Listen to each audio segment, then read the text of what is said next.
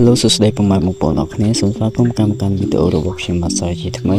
ហើយនេះក៏ជាវីដេអូដែលទាក់ទងទៅនឹងសិស្សនៃមជ្ឈមណ្ឌលដំណើរវិជ្ជាជីវៈខេត្តបានប្រមូលឬក៏ជួបជុំគ្នាដើម្បីលេងកីឡាជាវិសេសនេះជាដើមហើយប្រកបលេងពីខ្ទង់ម៉ោង9ជាងដែរជិតម៉ោង10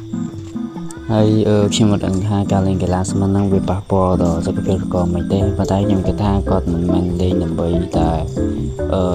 សុខភាពហ្នឹងទេគឺគាត់លេងសម្រាប់សប្បាយដោយសារ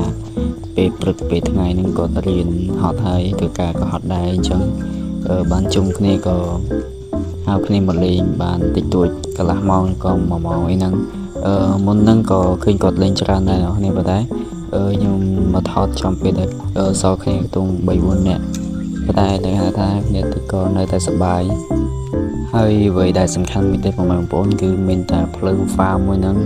គាត់ថាភ្លឺដូចថ្ងៃអញ្ចឹងហើយសំបីភ្លើងសូឡាខាងហ្នឹងក៏រៀងខ្សោយដែរប៉ុន្តែភ្លើងហ្វាហ្នឹងគឺភ្លឺខ្លាំងមែនតើចង់ថាមើលទៅដូចពេលព្រឹកពេលថ្ងៃអញ្ចឹងវាដល់ភាពងាយស្រួលសម្រាប់ប្រកបក្នុងការលេងហើយងាយស្រួលក្នុងការមើលមែនតើអញ្ចឹងវាមិនមែនជាបញ្ហា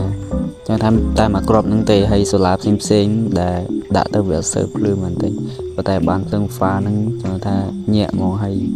គាត់លេងទៅមើលច្បាស់ដូចពេលព្រឹកពេលថ្ងៃ